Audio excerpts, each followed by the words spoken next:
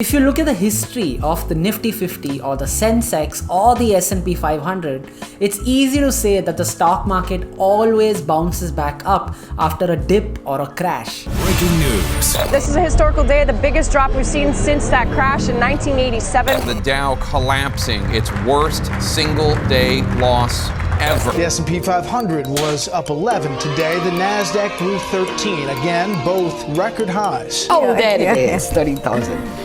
Good to see that. The volatility is just temporary and everything's going to be fine in the long run because the stock market has always recovered and always delivered despite everything thrown at it. Trust me, there's been a lot. But think about this for a second. What if the stock market never recovers?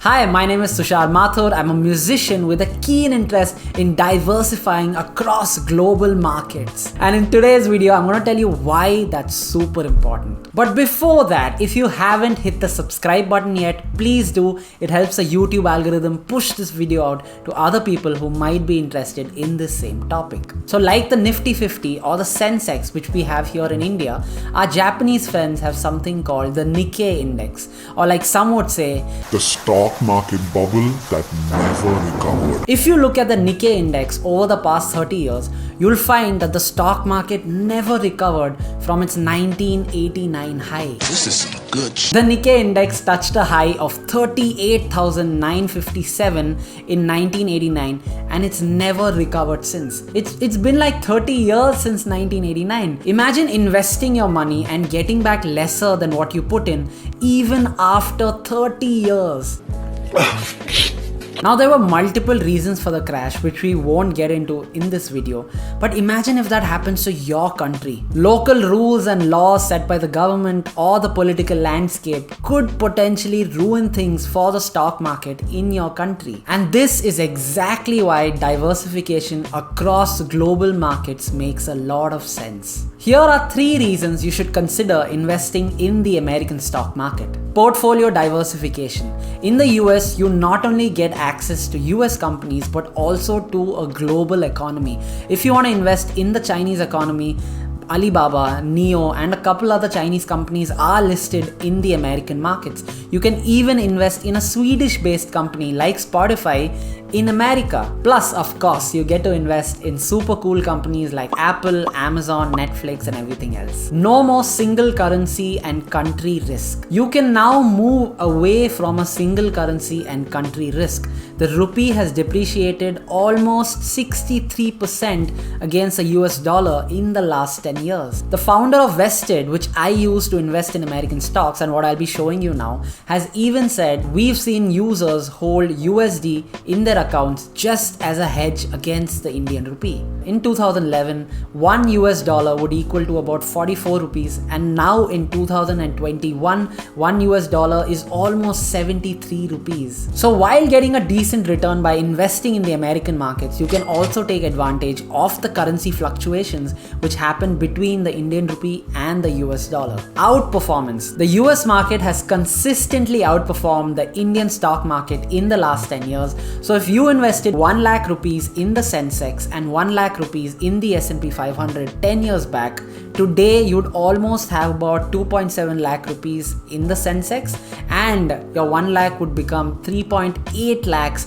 in the S&P 500. Now considering currency fluctuations, your 3.8 lakhs would actually be closer to 6 lakhs because the rupee has depreciated so much against the US dollar in the last 10 years. Now there are 2 ways you can get exposure to international stocks. The Indian way or the other way. These are last minute names, I apologize for that. So the Indian way is to buy a mutual fund with exposure to international stocks. There are plenty of mutual funds which pick international stocks, so you can just choose one of these mutual funds and start diversifying. Of course, it's a mutual fund, so you can't really pick individual stocks. So you can't buy penny stocks or GameStop or AMC or anything else you want to buy. Pros, extremely easy to buy in and start diversification. Cons, limited choice. You gotta stick with what the fund manager wants. The other way is to open a brokerage account with a company like Vested, where you can pick and choose whatever you want to buy. Pros, a lot of choice. You can buy anything, including individual stocks. Cons, a little harder to transfer funds,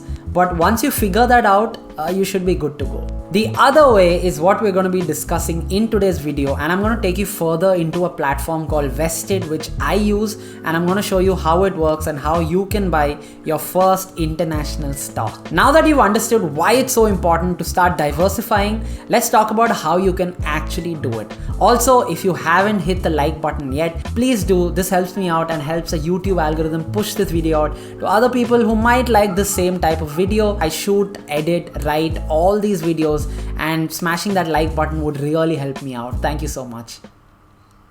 Did you do it? You done? Okay, let's move on. I use this company called Vested. There are plenty of other options too, but I just found this app super easy to use, so I've just stuck around. You can download the app. I do everything on the app. You can find a link to the app in the description below. If you use my link below, you can get $5 credited to your account, which you can use to start investing right away. I've been using Vested for about a year now. I haven't had any issues with these guys. I even got a call from them the day I set up my account, and they assigned somebody to me, and all I had to do was call that number if I ever had a problem. Thankfully, I haven't had a problem and I haven't called that number, but it was really nice of them to do so. So I like Vested and what they're doing, and I think the platform and interface is super simple and easy to use. So once you download the app, this is what you're gonna see, and all you gotta do is hit start investing, and it's going to take you here. So sign up with your email ID. So once you've confirmed your account and put down your email address, password and everything, you're going to come here. You got to finish your KYC before you can start buying anything. So make sure you complete that. So to do that, you're going to find this right on the home screen where it says start KYC process. Okay, so you need background information, proof of ID and proof of address. Pretty standard KYC stuff. So they're gonna ask you a bunch of questions. So once you fill all this up, then you gotta finally upload the document. And once you do that, once your account is approved, you can then start buying international stock. So once you've submitted all your KYC details, it'll take a couple of hours for your account to get approved. Let me just quickly run you through how the app works and what all this is about and where you can find what. So this is the home page, and instead of this little KYC box here, you're gonna have your funds and whatever money you put in and what your portfolio is looking like right now, and then you'll have your watch list. So the watch list, you can add stocks, you can take stocks off. So right now this is like a standard watch list which they give you. So you have Amazon, Apple, Tesla, you have all these companies here. And the one good thing about the American market is that I didn't realize that until recently, is that you can buy fractional shares. So in India, you have to buy either 1 share or 2 shares or 3 shares. You can't buy half a share or 0.2 of a share. But in America, you can. So if Amazon is $3,223, which is super expensive, you can even buy $10 worth of Amazon, which is super cool, because this way you can be invested in a company even if the stock price of the company is extremely high. These are called fractional shares. This doesn't exist in India. I really wish it did, because some companies like MRF are just so expensive that it doesn't make sense to buy something like that. If they had fractional shares, you could easily buy a part, 1/10 of a share or 1/20th of a share. But well, you can do that in America, which is extremely useful. Next, we have the browse tab. So here's where you can search for stocks and ETFs. ETF is like a collection of stocks. So if you don't know how to pick individual stocks, you can just buy an ETF. So if you search for ETF, you're going to find a bunch of ETFs. They give it to you with a sector breakdown. So technology is about 35.61%, utilities 29%, industrials 19%, and you can see all the companies in this ETF. The one thing about ETFs is that there is something called an expense ratio. So there is someone actively managing this ETF. So you will have to pay 0.65% to the fund managing this. Next, we have the transfer tab. Now this is what you use to add funds and withdraw funds. Now when you click on add funds, you're going to come across a bunch of banks, and if you don't have any of these banks, you will not be able to fund your money online. You'll have to probably go to the bank and do it, which is extremely painful. So if you have any of these banks, it'll be super helpful.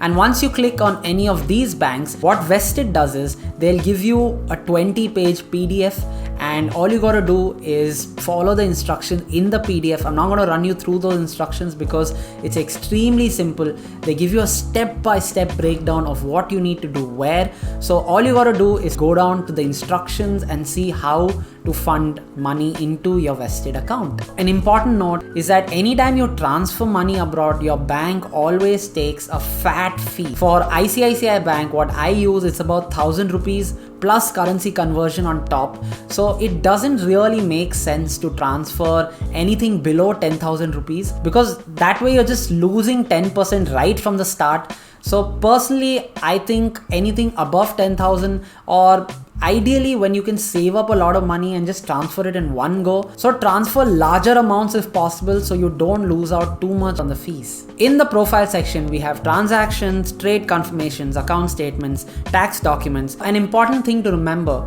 is that anytime you buy international stocks, you will be taxed differently on the gains. So I'm not going to cover that in this video, but if you are interested, comment below and I'll try to do that in a future video.